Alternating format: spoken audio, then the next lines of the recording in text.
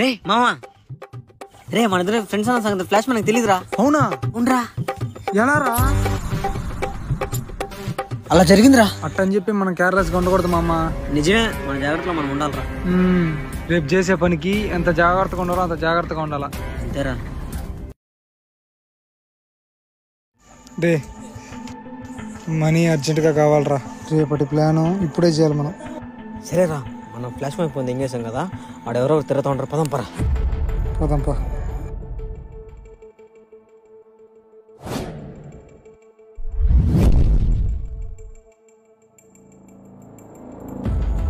ఏం ఇంకా రాలేదేడా?